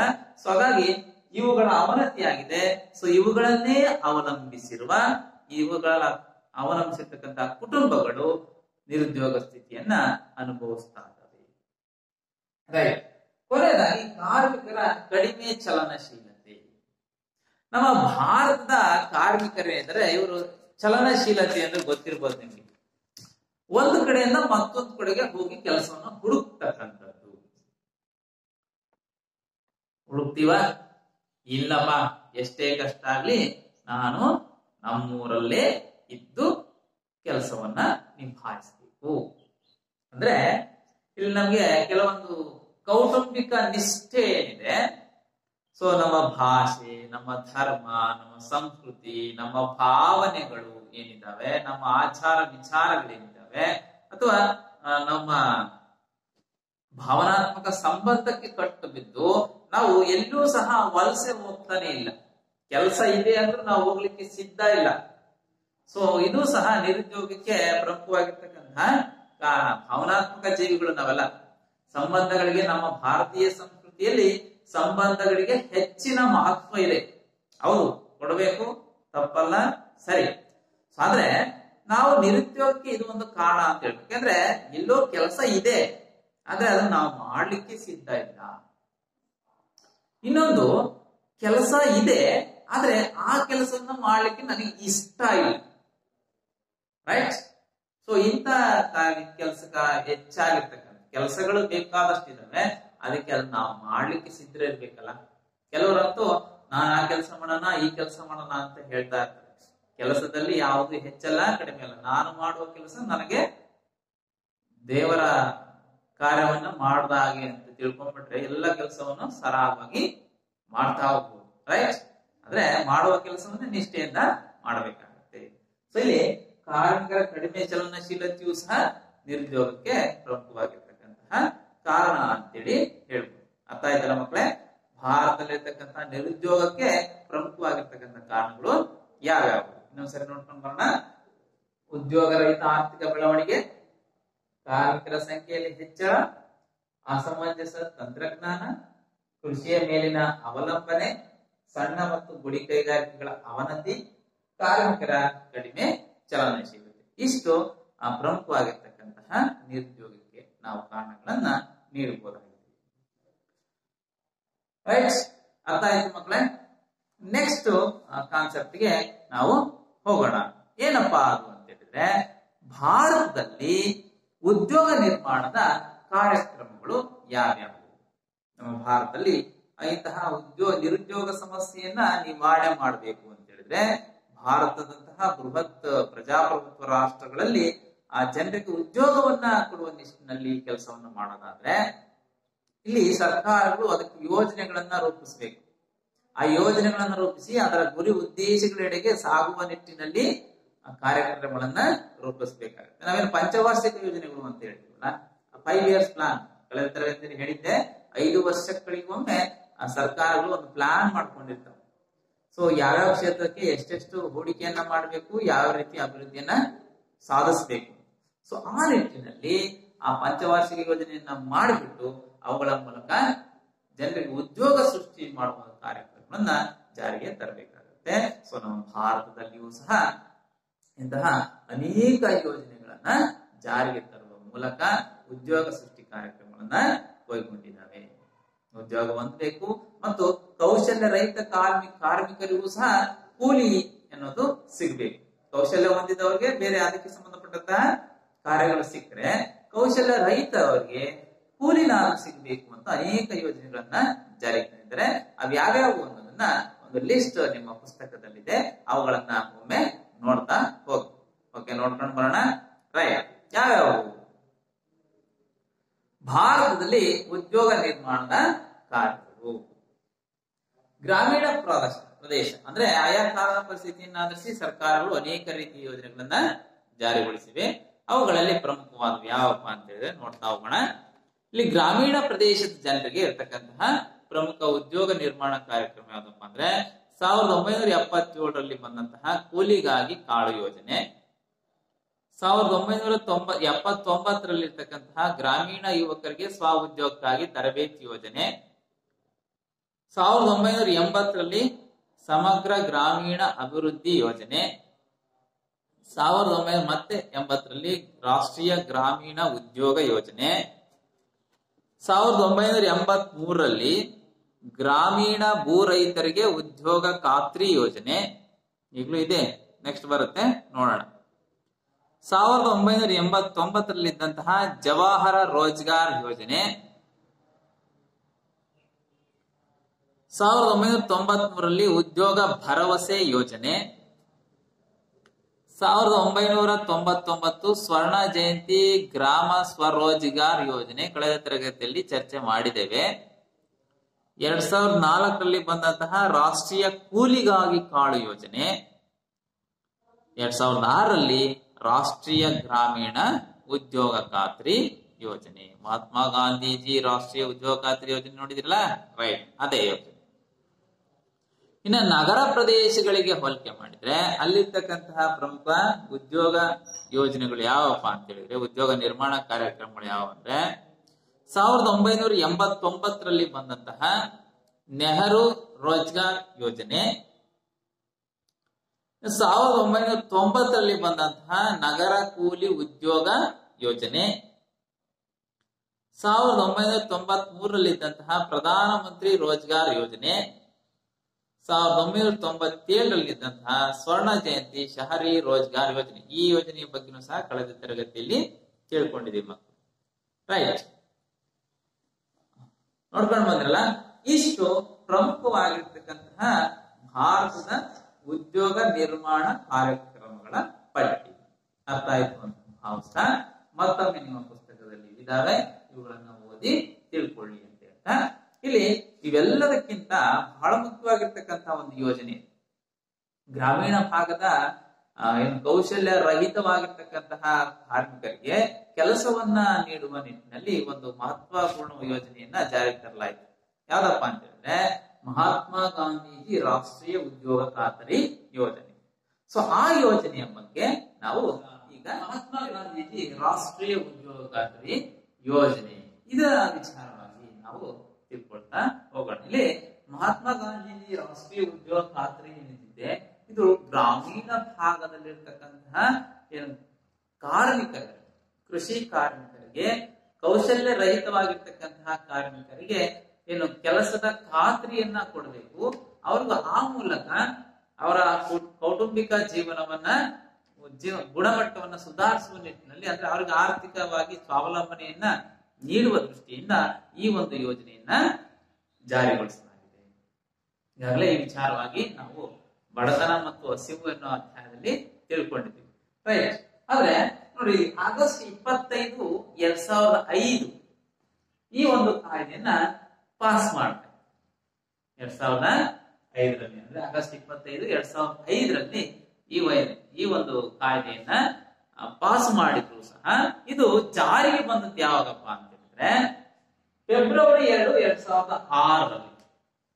ಫೆಬ್ರವರಿ 2, 2006ರಲ್ಲಿ ಜಾರಿಗೆ ಬಂತು. ಆ ಮೂಲಕ ಪ್ರತಿಯೊಬ್ಬ ಗ್ರಾಮೀಣ ಕುಟುಂಬದಲ್ಲಿರ್ತಕ್ಕಂತಹ ವಯಸ್ಕರಿದ್ದಾರೆ, ಇವ್ರಿಗೆ ಉದ್ಯೋಗವನ್ನ ನೀಡುವ ಭರವಸೆಯನ್ನ ನೀಡ್ತಕ್ಕಂಥದ್ದು. ಈ ಯೋಜನೆಯ ಅಡಿಯಲ್ಲಿ ಪ್ರತಿಯೊಬ್ಬ ವಯಸ್ಕ ಕಾರ್ಮಿಕರಿಗೆ, ಗ್ರಾಮೀಣ ಭಾಗದ ಜನರಿಗೆ ಉದ್ಯೋಗವನ್ನ ನೀಡುವುದು. ವರ್ಷಕ್ಕೆ ಕನಿಷ್ಠ 100 ದಿನಗಳಾದ್ರೂ ಸಹ ಅವರಿಗೆ ಉದ್ಯೋಗವನ್ನ ನೀಡಬೇಕು. ಇದೇ ಉದ್ಯೋಗ ಖಾತ್ರಿ ಯೋಜನೆ. ಯಾಕೆಂತಂದ್ರೆ ಕನಿಷ್ಠವಾಗಿ ಅವನು 100 ದಿನನೂ ಸಹ ಕೆಲಸ ಇಲ್ಲದೆ ಇದ್ರೆ ಅವನ ಜೀವನ ಅವಶ್ಯಕತೆ ಪೂರೈಸಿಕೊಳ್ಳೋದು ತುಂಬಾನೇ ಕಷ್ಟವಾಗಿರ್ತಕ್ಕಂಥ ಸ್ಥಿತಿ ಎದುರಿಸಬೇಕಾಗುತ್ತೆ. ಸೊ ಹಾಗಾಗಿನೇ ಅವ್ರು ಏನ್ ಮಾಡ್ತಾ ಹೋಗ್ತಾರೆ, ಸರ್ಕಾರಗಳು ಇಂತಹ ಯೋಜನೆಗಳನ್ನ ರೂಪಿಸ್ತಕ್ಕಂಥದ್ದು. ಈ ಯೋಜನೆಯ ಮೂಲಕ ಅಲ್ಲಿರ್ತಕ್ಕಂತಹ ಒಬ್ಬ ವ್ಯಕ್ತಿಗೆ ಕನಿಷ್ಠ 100 ದಿನಗಳಾದರೂ ಸಹ ಕೆಲಸವನ್ನ ನೀಡುವ ಒಂದು ಯೋಜನೆ. ಸೊ ಕನಿಷ್ಠ ಕೂಲಿಯನ್ನು ಸಹ ನಿಗದಿ ಮಾಡಲಾಗುತ್ತೆ. ಇಂತಿಷ್ಟೇ ಕೂಲಿಯನ್ನ ದಿನಕ್ಕೆ ಕೊಡಬೇಕು, ಇಂತಿಷ್ಟೇ ಗಂಟೆ ಸಮಯದವರೆಗೆ ಕೆಲಸವನ್ನ ಮಾಡಬೇಕು. ರೈಟ್, ಇಲ್ಲಿ ನಾವು ಗಮನಿಸಬೇಕಾಗುತ್ತೆ, ಗ್ರಾಮೀಣ ಭಾಗದ ನಿರುದ್ಯೋಗದಲ್ಲಿ ಹೆಚ್ಚಿನ ಪ್ರಮಾಣದಲ್ಲಿ ಸ್ತ್ರೀಯರೇ ಇರ್ತಾರೆ. ಸೊ ಹಾಗಾಗಿ ಹೆಚ್ಚಿನ ಪ್ರಮಾಣದಲ್ಲಿ ಈ ಯೋಜನೆ ಅಡಿಯಲ್ಲಿ ನೋಂದಣಿ ಮಾಡಿಕೊಂಡಿರೋದು ಅಂಕಿಅಂಶಗಳ ಪ್ರಕಾರ ಸ್ತ್ರೀಯರೇ ಹೆಚ್ಚಾಗಿರ್ತಾರೆ ಅಂತೇಳಿ ಹೇಳಲಾಗುತ್ತೆ ಸಮೀಕ್ಷೆ. ಇಲ್ಲಿ ಸ್ತ್ರೀ ಮತ್ತು ಪುರುಷರ ಸಮಾನತೆಯನ್ನ ಇಲ್ಲಿ ನಾವು ಕಾಣಬಹುದು. ಅಂದ್ರೆ ಸ್ತ್ರೀಯರು ಮತ್ತು ಪುರುಷರಿಗೆ ಒಂದೇ ರೀತಿಯ ಕೆಲಸಗಳು, ಹಾಗೆ ಒಂದೇ ತೆರನಾದ ಸರಿಸಮಾನವಾಗಿರ್ತಕ್ಕಂಥ ವೇತನ, ಸಮಾನ ಕೆಲಸಕ್ಕೆ ಸಮಾನ ವೇತನ ಅಂತೇನಿದೆ ಇಲ್ಲಿ ಸರಿಸುಮಾರು ನೋಡಿ. ನಮ್ಮ ಗ್ರಾಮೀಣ ಭಾಗದಲ್ಲಿ ನಾವು ಕೂಲಿಯನ್ನ ಕರ್ಕೋತೀವಲ್ಲ, ಹೆಣ್ಣಾಳಿಗಿಷ್ಟು ಗಂಡಾಳಿಗಿಷ್ಟು ಅಂತ ಹೇಳ್ತೀವಿ ಸಾಮಾನ್ಯವಾಗಿ. 300 ರೂಪಾಯಿ ಗಂಡಾಳಿಗಿದ್ರೆ ಹೆಣ್ಣಾಳಿಗೆ 200 ರೂಪಾಯಿ, ಹಿಂಗೆ ಅಂದ್ರೆ ತಾರತಮ್ಯ ಇರುತ್ತೆ ವೇತನದಲ್ಲಿ. ಯಾಕಪ್ಪ ತಾರತಮ್ಯ ಹೆಚ್ಚಾಗಿರುತ್ತೆ ಅಂತ ಹೇಳಿದ್ರೆ, ಅವ್ರು ಜಾಸ್ತಿ ಕೆಲಸ ಮಾಡ್ತಾರೆ, ಅವ್ರು ಕಡಿಮೆ ಕೆಲಸ ಮಾಡ್ತಾರೆ. ಆದ್ರೆ ನಿಮಗೆ ಗೊತ್ತಿರಬಹುದು, ಸಮಾನ ಯಾವುದೇ ಕೆಲಸ ಕೊಟ್ಟರು ಎಲ್ಲರೂ ಮಾಡ್ತಾರೆ. ಸೊ ಸಮಾನ ಕೆಲಸಕ್ಕೆ ಸಮಾನವಾಗಿರ್ತಕ್ಕಂಥ ವೇತನ ಬೇಕೇ ಬೇಕಾಗುತ್ತೆ. ಸೊ ಈ ನಿಟ್ಟಿನಲ್ಲಿ ಜಾರಿಗೆ ಮಾಡಿದಂತಹ ಯೋಜನೆ ಈ ಮಹಾತ್ಮ ಗಾಂಧೀಜಿ ರಾಷ್ಟ್ರೀಯ ಉದ್ಯೋಗ ಖಾತರಿ ಯೋಜನೆ ಆಗಿರ್ತಕ್ಕಂಥದ್ದು. ನಂತರದಲ್ಲಿ ಈ ಒಂದು ವರದಿ ಪ್ರಕಾರ NCARE ರಾಷ್ಟ್ರೀಯ ಆರ್ಥಿಕ ಸಂಶೋಧನೆಯ ರಾಷ್ಟ್ರೀಯ ಪರಿಷತ್ತಿನ ಒಂದು ವರದಿಯ ಪ್ರಕಾರ ಇದೊಂದು ಬಡತನ ನಿರ್ಮೂಲನಾ ಕ್ರಮ. ನಾವೀಗಾಗಲೇ ಓದಿದ್ವಿ. ಬಡತನ ನಿರ್ಮೂಲನಾ ಕ್ರಮವಾಗಿರ್ತಕ್ಕಂತಹ ಒಂದು ಯೋಜನೆ ಬಹಳಷ್ಟು ಪರಿಣಾಮಕಾರಿಯಾಗಿರ್ತಕ್ಕಂಥ ಗ್ರಾಮೀಣ ಭಾಗದಲ್ಲಿ ಬಹಳಷ್ಟು ಪರಿಣಾಮಕಾರಿಯಾಗುತ್ತೆ. ನಿಮ್ಗೆ ನೆನಪಿದೇನೋ ಗೊತ್ತಿಲ್ಲ, ಒಂದು ಜಾಬ್ ಕಾರ್ಡ್ ಮಾಡಿಸ್ಕೋಬೇಕು ಅಂತ ಹೇಳಿದ್ದಾನೆ. ಪಂಚಾಯತ್ಗೆ ಹೋಗ್ಬಿಟ್ಟು ನನಗೆ ಕೆಲಸ ಬೇಕು ಅಂತೇಳಿ ಅರ್ಜಿ ಹಾಕ್ಬೇಕು. ಅರ್ಜಿ ಹಾಕಿದ 15 ದಿನದೊಳಗೆ ನಿಮಗೆ ಕೆಲಸ ಕೊಡ್ಬೇಕು. ಕೆಲಸ ಕೊಡದೆ ಇದ್ರೆ ಅವ್ರಿಗೆ ಇಂತಿಷ್ಟು ಅಮೌಂಟ್ ಅಂತೇಳಿ ಜೀವನಾವಶ್ಯಕ್ಕೆ ಕೊಡ್ಬೇಕಾಗತ್ತೆ. ಆದ್ರೆ ಆ ಕೆಲಸ ಕೊಡ್ಲಿಕ್ಕೆ ಅರ್ಜಿ ಹಾಕಿದಾಗ ಪಂಚಾಯತಿಯವರು ನಿಮ್ಗೆ ಒಂದು ಜಾಬ್ ಕಾರ್ಡ್ ಅಂತೇಳಿ ಕೊಡ್ತಾರೆ. ಆ ಜಾಬ್ ಕಾರ್ಡ್ ಅನ್ನು ತೆಗೆದುಕೊಂಡು ಸೊ ನೀವು ಕೆಲಸವನ್ನ ನಿಭಾಯಿಸಬೇಕು. ಅದರಡಿಯಲ್ಲಿ ನಿಮ್ಮ ಬ್ಯಾಂಕ್ ಅಕೌಂಟ್ ಏನಿದೆ ಅದು ಅಲ್ಲಿಗೆ ಲಿಂಕ್ ಆಗ್ಬೇಕಾಗುತ್ತೆ. ನಿಮ್ಮ ಜಾಬ್ ಕಾರ್ಡ್ಗೆ ಲಿಂಕ್ ಆಗ್ಬೇಕಾಗುತ್ತೆ. ಸೊ ಆ ಲಿಂಕ್ ಆದಾಗ ಏನಾಗುತ್ತೆ, ನಿಮ್ಮ ಕೂಲಿಯ ಹಣ ಏನಿದೆ ಇದು ನೇರವಾಗಿ ನಿಮ್ಮ ಬ್ಯಾಂಕ್ ಖಾತೆಗೆ ಬಂದು ತಲುಪುತ್ತೆ. ಅರ್ಥ ಮಾಡ್ಕೊಳ್ಳೋಕೆ ಇಲ್ಲಿ ಬ್ಯಾಂಕಿಂಗ್ ವ್ಯವಸ್ಥೆನೂ ಸಹ ಅಭಿವೃದ್ಧಿಯನ್ನ ಹೊಂದುತ್ತೆ. ಜನರು ಬ್ಯಾಂಕ್ ವ್ಯವಹಾರಗಳ ಕಡೆಗೂ ಸಹ ತಮ್ಮ ಆಸಕ್ತಿಯನ್ನ ತೋರಿಸ್ತಾರೆ. ಸೊ ಆ ಮೂಲಕ ಅಲ್ಲಿರ್ತಕ್ಕಂಥ ಬ್ಯಾಂಕಿಂಗ್ ವ್ಯವಹಾರದಲ್ಲಿ ಬರ್ತಕ್ಕಂತಹ ಅನೇಕ ಅಂಶಗಳು ಸಹ ಅವ್ರಿಗೆ ತಿಳಿತಾ ಹೋಗುತ್ತೆ. ಸೊ ಹೀಗೆ ಆ ಉದ್ಯೋಗ ಖಾತ್ರಿ ಅಡಿಯಲ್ಲಿ ಯಾವೆಲ್ಲ ರೀತಿ ಅಂದ್ರೆ ಇಷ್ಟು ಕೆಲಸಕ್ಕೆ ಇಷ್ಟು ವಾರ ಮಾಡಿದ್ರೆ ಕೆಲಸನ ಇಷ್ಟು ಅಮೌಂಟ್ ಬಂದಿದೆ. ಸುಮಾರು 247 243 ಮೊನ್ನೆ ಹೇಳಿದ್ದೆ. ಸೊ ಅಷ್ಟು ಅಮೌಂಟ್ ಪ್ರತಿದಿನದ ಕೂಲಿ ಇದೆ. ಸೊ ಆ ಕೂಲಿ ಅಮೌಂಟ್ ಎಲ್ಲ ವಾರಕ್ಕೊಂದಿಷ್ಟು ಎಷ್ಟಿರುತ್ತೋ ಅದು ನಾವು ವರದಿಯನ್ನು ಒಪ್ಪಿಸಿದ ಹಾಗೆ ನಮ್ಮ ಖಾತೆಗೆ ನೇರವಾಗಿ ನಮ್ಮ ಖಾತೆಗಳಿಗೆ ಬಂದು ಬೀಳುತ್ತೆ. ಇಲ್ಲಿ ಯಾವುದೇ ರೀತಿಯ ಮೋಸ ಅನ್ನೋದು ಅಥವಾ ಕಮಿಷನ್ ಅವ್ರಿಗೆ ಕೊಡ್ಬೇಕು, ಇವ್ರಿಗೆ ಕೊಡ್ಬೇಕು, ದಲ್ಲಾಳಿತನ ಅನ್ನೋದು ಇದ್ದೇ ಇರ್ತಕ್ಕಂಥದ್ದನ್ನ ಗಮನಿಸ್ತೀವಿ. ನಾನು ಹೇಳಿಕ್ಕೆ ಹೋಗೋದಿಲ್ಲ ಇವಾಗ ಹಳ್ಳಿಗಳಲ್ಲಿ ಯಾವ ರೀತಿ ರಾಷ್ಟ್ರೀಯ ಉದ್ಯೋಗ ಖಾತ್ರಿ ಯೋಜನೆ ನಡೀತಾ ಇದೆ ಅಂತ. ಹೌದಲ್ಲ, ಇದು ಸಹ ಅನೇಕ ರೀತಿಯ ಅವ್ಯವಹಾರಗಳಿಗೆ ಎಡೆ ಮಾಡಿಕೊಂಡಿರ್ತಕ್ಕಂಥದ್ದು. ಯಾವೆಲ್ಲ ವಿಧಾನಗಳಲ್ಲಿ ಇದು ಸಹ ಕಳಪೆಯಾಗಿರ್ತಕ್ಕಂತಹ ಯೋಜನೆ ಯಾವ ರೀತಿ ಕಾರ್ಯವನ್ನ ನಿರ್ವಹಿಸ್ತಾ ಇದೆ. ಸೊ ಜನರು ಅವರ ಜಾಬ್ ಕಾರ್ಡ್ಗಳನ್ನು ಬಳಸ್ಕೊಂಡು ಯಾವ ರೀತಿ ಕೆಲಸಗಳನ್ನ ಮಾಡ್ತಾ ಇದ್ದಾರೆ, ಯಾವ ರೀತಿ ಕೆಲಸಗಳಿಗೆ ತೊಡಗ್ತಾ ಇದಾರೆ ಅನ್ನೋದನ್ನ ನಾವೀಗಾಗಲೇ ಗೊತ್ತಿದೆ. ಹಳ್ಳಿಗಳಲ್ಲಿ ಯಾವ ರೀತಿ ನಡೀತಾ ಇದೆ ಅನ್ನೋದು ಗೊತ್ತಿದೆ. ರೈಟ್, ಅದನ್ನ ಹೇಳಿಕ್ ಹೋಗೋದಿಲ್ಲ. ಸೊ ಈ ರೀತಿ ಇದು ಸಹ ಒಂದು ಕಳಪೆ ಕಾರ್ಯಕ್ರಮ ಅಂತೇಳಿ ಹೇಳಲಾಗಿದೆ. ರೈಟ್, ಆದ್ರೆ ನಮ್ಮಲ್ಲಿ ಈ ಒಂದು ಯೋಜನೆ ಬಹಳಷ್ಟು ಉತ್ತಮವಾಗಿರ್ತಕ್ಕಂಥ ಯೋಜನೆ ಆದ್ರೂ ಸಹ ನಿರೀಕ್ಷಿಸಿದಷ್ಟು ಇದು ಫಲ ನೀಡದೇ ಇರತಕ್ಕಂತಹ ಒಂದು ಯೋಜನೆ ಅಂತ ಹೇಳ್ಬೋದು. ಇಷ್ಟು ರಾಷ್ಟ್ರೀಯ ಮಹಾತ್ಮ ಗಾಂಧೀಜಿ ರಾಷ್ಟ್ರೀಯ ಉದ್ಯೋಗ ಖಾತ್ರಿ ಯೋಜನೆ ಅಂತ ಇದ್ರ ಬಗ್ಗೆ ನಿಮಗೆ ತಿಳಿತಕ್ಕಂತಹ ಮಾಹಿತಿ. ಅರ್ಥ ಆಯ್ತಲ್ಲ ಮಕ್ಕಳೇ? ರಾಷ್ಟ್ರದಲ್ಲಿ ಮಹಿಳಾ ಕಾರ್ಮಿಕರ ಸ್ಥಿತಿಗತಿಯ ಬಗ್ಗೆ ತಿಳಿಯುವ ನಿಟ್ಟಿನಲ್ಲಿ ನೋಡ್ತಾ ಹೋದ್ರೆ ಅವರು ಈ ಅಂಶಗಳ ಈ ಒಂದು ವಿಶಿಷ್ಟವಾಗಿರ್ತಕ್ಕಂಥ, ವಿಶಿಷ್ಟ ಅನ್ನೋದಕ್ಕಿಂತ ಲಕ್ಷಣಗಳು ಅಂತ ಹೇಳಿ ಸಾಕು. ಸೊ ಈ ಲಕ್ಷಣಗಳನ್ನ ಹೊಂದಿದ್ದು ಯಾವ ರೀತಿ ಒಂದು ಸ್ಥಿತಿಗತಿ ಇದೆ ಅನ್ನೋದನ್ನ ನಾವು ನೋಡ್ತಾ ಹೋದ್ರೆ ಗೊತ್ತಾಗುತ್ತೆ. ಮಹಿಳಾ ಕಾರ್ಮಿಕರ ಸ್ಥಿತಿಗತಿ, ಮಹಿಳಾ ಕೆಲಸದ ಅಲ್ಪತೆ, ಎರಡನೇದು ಉದ್ಯೋಗಕ್ಕೆ ಅಡೆತಡೆಗಳು ಹೆಚ್ಚಾಗಿರೋವರಿಗೆ, ಮೂರನೇದು ಮಹಿಳೆಯರ ಆರ್ಥಿಕ ಅವಲಂಬನೆ, ನಾಲ್ಕನೇದು ಅನಿಯಮಿತ ಅಥವಾ ಕ್ಯಾಶುಯಲ್ ಉದ್ಯೋಗ. ಈ 4 ರೀತಿಯ ಲಕ್ಷಣಗಳನ್ನ ಓದಿದ್ರೆ ಗೊತ್ತಾಗುತ್ತೆ ಇಲ್ಲಿ ನಮ್ಮ ರಾಷ್ಟ್ರದಲ್ಲಿರ್ತಕ್ಕಂತಹ ಮಹಿಳಾ ಕಾರ್ಮಿಕರ ಸ್ಥಿತಿಗತಿ ಹೇಗಿದೆ ಅಂತ.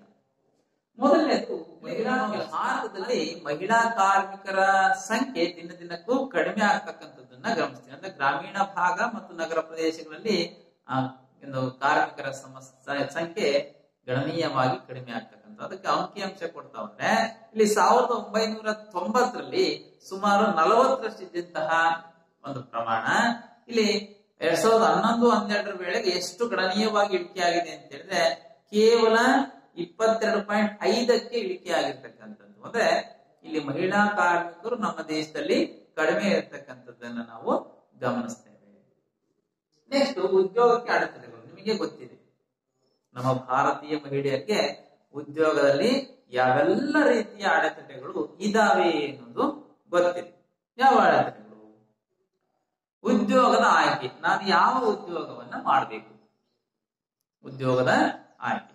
ಸೊ ನಾನು ಎಂತ ಉದ್ಯೋಗ, ಆ ಕೆಲ್ಸಕ್ಕೆ ಹೋಗ್ಬೇಕಾ, ಈ ಕೆಲ್ಸಕ್ಕೆ ಹೋಗ್ಬೇಕಾ, ಆ ಕೆಲ್ಸಕ್ಕೆ ಹೋದ ಜನ ಏನಂತಾರೆ, ಮನೆಗೆ ಏನಂತಾರೆ, ಹೌದಲ್ಲ? ಸೊ ಎಲ್ಲ ಅಡೆತಡೆಗಳು ಇದಾವೆ. ಮಕ್ಕಳ ಮರಿ ಇರ್ತವೆ, ಅವುಗಳನ್ನ ಸಾಕಬೇಕಾಗತ್ತೆ, ಅವುಗಳ ಬಗ್ಗೆ ಕಾಳಜಿಯನ್ನ ತಗೋಬೇಕಾಗುತ್ತೆ.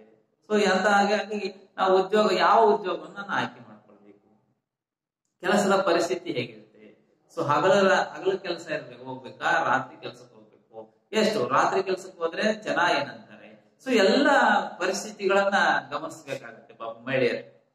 ಇನ್ನು ಕೆಲಸದ ಭದ್ರತೆ, ಆ ಕೆಲಸದಲ್ಲಿ ನನಗೆ ಭದ್ರತೆ ಇದೆಯೋ ಇಲ್ಲ, ನನ್ನ ಜೀವನಕ್ಕೆ ನನ್ನ ಮಾನ ಪ್ರಾಣ ಇದಕ್ಕೆ ರಕ್ಷಣೆ ಇದೆಯೋ ಇಲ್ಲ ಅಂತ ಯೋಚನೆ ಮಾಡಬೇಕಾಗುತ್ತೆ.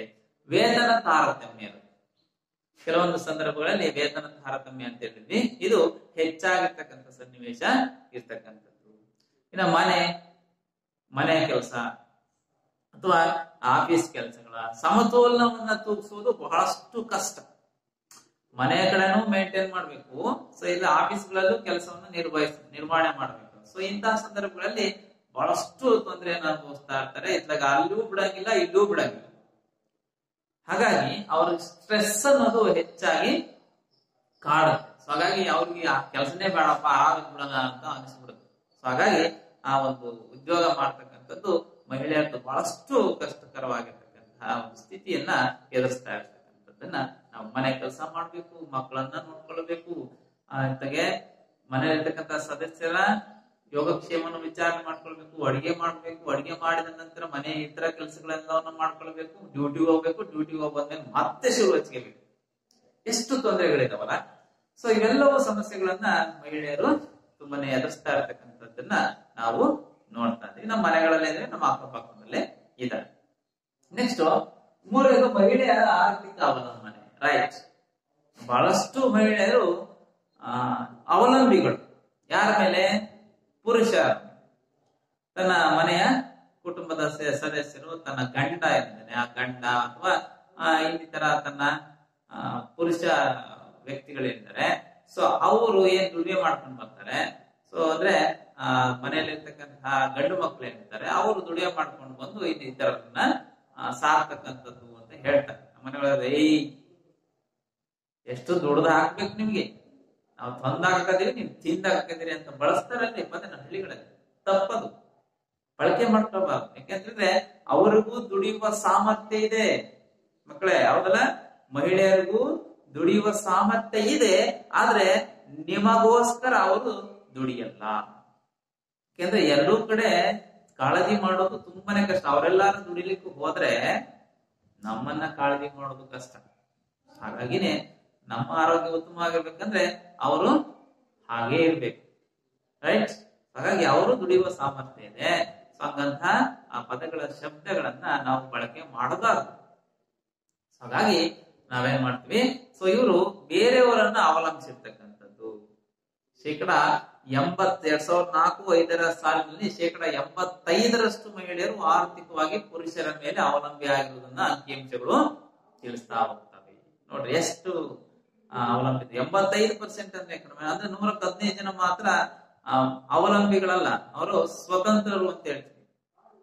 ಇವರೆಲ್ಲ ಪರಾವಲಂಬಿಗಳು, ಅವಲಂಬಿಗಳು, ಬೇರೆ ಅವರನ್ನ ಅವಲಂಬಿಸಿರ್ತಕ್ಕಂಥ ಜೀವನಕ್ಕಾಗಿ.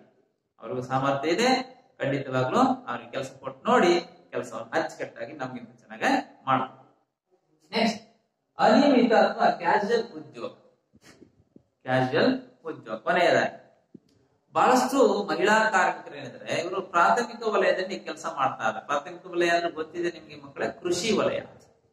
ಕೃಷಿ ಮತ್ತು ಕೃಷಿ ಸಂಬಂಧಿ ಚಟುವಟಿಕೆಗಳನ್ನು ನಿರ್ವಹಿಸತಕ್ಕಂತಹ ಒಂದು ವಲಯ ಇದೆ.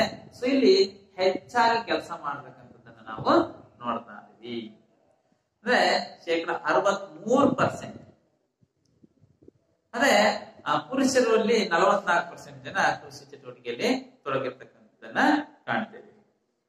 ಇಲ್ಲಿ ಉತ್ಪಾದಕತೆ ಕಡಿಮೆ ಇರುತ್ತೆ, ಆದಾಯವೂ ಸಹ ಕಡಿಮೆ ಇರುತ್ತೆ. ಇಲ್ಲಿ ಏನಂದ್ರೆ 13% ಮಹಿಳೆಯರು ಮಾತ್ರ ನಿಯಮಿತ ಉದ್ಯೋಗಗಳಲ್ಲಿ ತೊಡಗಿಕೊಂಡಿದ್ದಾರೆ ಅಂತೇಳಿ ಹೇಳಲಾಗುತ್ತೆ. ಆದರೆ ಪುರುಷರದ್ದು 20% ಇದೆ. ಇಲ್ಲಿ ನಗರ ಪ್ರದೇಶಗಳಲ್ಲಿ ಮಹಿಳೆಯರು ಮನೆ ಕೆಲಸದ ಉದ್ಯೋಗ ಮಾಡ್ತಾ ಇದ್ದಾರೆ.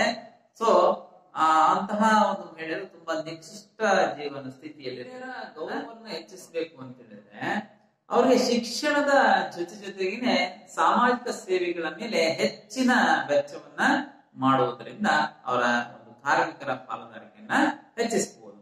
ಉದಾಹರಣೆ, ಸಾರ್ವಜನಿಕ ಸೇವೆಗಳು ಅಂತ ಏನ್ ಕರಿತೀವಲ್ಲ, IAS, IPS, KS ಮುಂತಾದ ಸಾರ್ವಜನಿಕ ಕ್ಷೇತ್ರಗಳಲ್ಲಿ ಅವ್ರಿಗೆ ಅನೇಕ ರೀತಿಯ ಅವಕಾಶಗಳನ್ನ ನೀಡತಕ್ಕಂಥದ್ದು ನಿಮ್ಗೆ ಗೊತ್ತಿದೆ. ಈಗೆಲ್ಲರೂ ಸಹ ಎಲ್ಲಾ ಕ್ಷೇತ್ರಗಳಲ್ಲೂ ಹೆಚ್ಚಿನದಾಗಿ ಮಹಿಳೆಯರು ಕಾರ್ಯವನ್ನ ನಿರ್ವಹಿಸ್ತಾರೆ. ಸೊ ಅದರಂತೆ ಈ ರಾಜಕೀಯ ಕ್ಷೇತ್ರದಲ್ಲೂ ಸಹ ಈ ನಗರ ಸ್ಥಳೀಯ ಸಂಸ್ಥೆಗಳೇನಿದಾವೆ, ವಿಧಾನಸಭೆ ಏನಿದೆ, ವಿಧಾನ ಪರಿಷತ್ ಏನಿದೆ, ಸೊ ಹಾಗೆ ಗ್ರಾಮ ಪಂಚಾಯತಿ ಏನ್ ಲೆವೆಲ್ ಇದೆ, ಸೊ ಇವುಗಳಲ್ಲಿ ಮಹಿಳೆಯರಿಗೆ ಪ್ರಾತಿನಿಧ್ಯವನ್ನ ಹೆಚ್ಚಿಸಬೇಕು. ಅಂದ್ರೆ ಮಹಿಳಾ ಮೀಸಲು ಕ್ಷೇತ್ರಗಳನ್ನಾಗಿ ಮಾಡಿಬಿಟ್ಟು ಅಲ್ಲಿ ಮಹಿಳೆಯರು ಅವಕಾಶಗಳನ್ನ ಪಡೆಯುವ ನಿಟ್ಟಿನಲ್ಲಿ ಕಾರ್ಯವನ್ನ ಜಾರಿಗೆ ತರಬೇಕಾಗುತ್ತೆ. ಸೊ ಅವಾಗ ಅವರು ಆ ಒಂದು ಸನ್ನಿವೇಶಕ್ಕೆ ಒಪ್ಪಿಕೊಂಡಾಗ ನಾವು ಸಹ ಸಾಮಾಜಿಕ ಹೋರಾಟಗಳಲ್ಲಿ ಅಥವಾ ಸಾಮಾಜಿಕ ಸೇವೆಗಳಲ್ಲಿ ತೊಡಗಬಹುದು ಅನ್ನೋದನ್ನ ಆತ್ಮವಿಶ್ವಾಸ ಬಂದ್ಬಿಟ್ಟು ಅವರ ಕೆಲಸದ ಘನತೆಯನ್ನ ಹೆಚ್ಚಿಸಬಹುದು. ಹಾಗಾಗಿ ಇಲ್ಲಿ ಮಹಿಳೆಯರ ಸ್ಥಿತಿಗತಿಯನ್ನ ಸುಧಾರಿಸಬೇಕು ಅಂತ ಹೇಳಿದ್ರೆ ಅನೇಕ ರೀತಿಯ ಕಾರ್ಯಕ್ರಮಗಳನ್ನ ಜಾರಿಗೆ ತರುವ ಮೂಲಕ ಆ ಒಂದು ಅಂಶಗಳನ್ನ ನಾವು ಅವ್ರಿಗೆ ನೀಡುವ ಮೂಲಕ ಅವರ ಕಾರ್ಯದ ದಕ್ಷತೆಯನ್ನ ಮತ್ತು ಅವರಿಗೂ ಸಹ ಘನತೆಯನ್ನ ಹೆಚ್ಚಿಸಬೇಕಾಗುತ್ತೆ. ಇಲ್ಲಿ ಯಾವುದೇ ರೀತಿಯ ಲಿಂಗ ಭೇದ ಅಥವಾ ತಾರತಮ್ಯ ಅನ್ನೋದು ಇರಬಾರದು. ಕೆಲಸ ನಿರ್ವಹಣೆಯಲ್ಲಿ ಎಲ್ಲರೂ ಸಹ ಒಂದೇ ರೀತಿಯ ಕಾರ್ಯವನ್ನ ನಿರ್ವಹಿಸಬೇಕಾಗತ್ತೆ. ಸೊ ಅದೇ ರೀತಿಯ ಅಂಶಗಳನ್ನು ನಿರ್ವಹಿಸಿ ಆ ಮೂಲಕ ಆ ಒಂದು ತಮ್ಮ ವ್ಯಕ್ತಿತ್ವವನ್ನ ಗಟ್ಟಿಗೊಳಿಸ್ತಕ್ಕಂಥದ್ದು, ಸೊ ತಮ್ಮ ಘನತೆಯನ್ನ ಕಾಪಾಡಿಕೊಳ್ತಕ್ಕಂಥ ನಿಟ್ಟಿನಲ್ಲಿ ಅವರು ಸಹ ಮುಂಚೂಣಿಗೆ ಬರ್ತಾರೆ ಅಂತೇಳಿ ಈ ಮೂಲಕ ಹೇಳ್ಬೋದು. ಸೊ ಹೀಗಾಗಿ ಮಹಿಳೆಯ ಸ್ಥಿತಿಗತಿಯನ್ನ ನಾವು ಸುಧಾರಿಸಬೇಕಾಗುತ್ತೆ. ಸೊ ಇಷ್ಟು ಶ್ರಮ ಹಾಗೂ ಉದ್ಯೋಗಕ್ಕೆ ಸಂಬಂಧಪಟ್ಟಂತಹ ಒಂದು ಅಧ್ಯಾಯಕ್ಕೆ ಸಂಬಂಧಪಟ್ಟಂತಹ ಮಾಹಿತಿ ಅರ್ಥ ಆಯ್ತಲ್ಲ.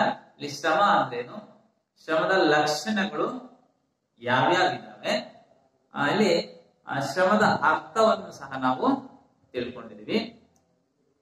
ಅದಾದ್ಮೇಲೆ ಹೇಗೆ ನಾವು ಈ ಒಂದು ಉದ್ಯೋಗ ಸೃಷ್ಟಿ ಕಾರ್ಯಕ್ರಮಗಳನ್ನ ನಿರ್ವಹಣೆ ಮಾಡಬೇಕು.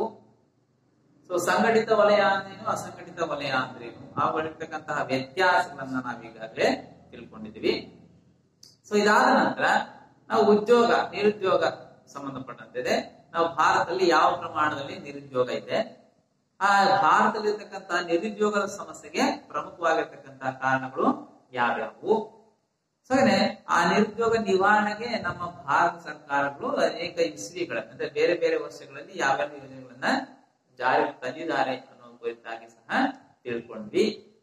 ನಂತರ ಇನ್ನಿತರ ಅದರಲ್ಲಿ ಪ್ರಮುಖವಾಗಿ ಮಹಾತ್ಮ ಗಾಂಧೀಜಿ ರಾಷ್ಟ್ರೀಯ ಉದ್ಯೋಗ ಖಾತ್ರಿ ಆ ಒಂದು ಯೋಜನೆ ಕುರಿತಾಗಿ ಸಹ ನಾವು ತಿಳ್ಕೊಂಡ್ವಿ. ಕೊನೆಯದಾಗಿ ನಮ್ಮ ಭಾರತದಲ್ಲಿರ್ತಕ್ಕಂತಹ ಮಹಿಳಾ ಕಾರ್ಮಿಕರ ಸ್ಥಿತಿಗತಿ ಹೇಗಿದೆ, ಆ ಸ್ಥಿತಿಗತಿಯ ಲಕ್ಷಣಗಳು ಹೇಗಿದ್ದಾವೆ ಅನ್ನೋದು ಸಹ ನಾವು ಈ ತರಗತಿಯಲ್ಲಿ ತಿಳಿದುಕೊಳ್ಳುವ ಪ್ರಯತ್ನವನ್ನ ಮಾಡಿದ್ವಿ.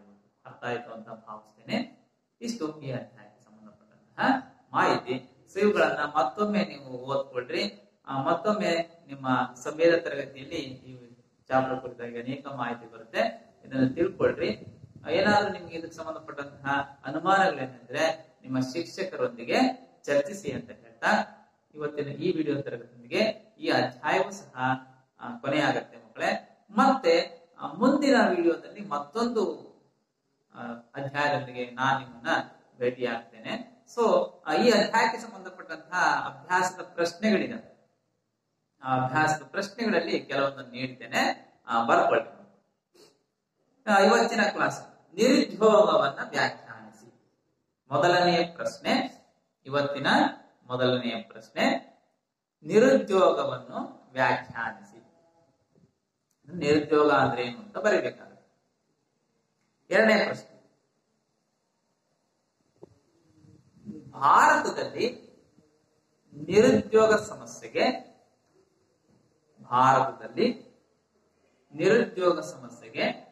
ಕಾರಣಗಳು ಏನು?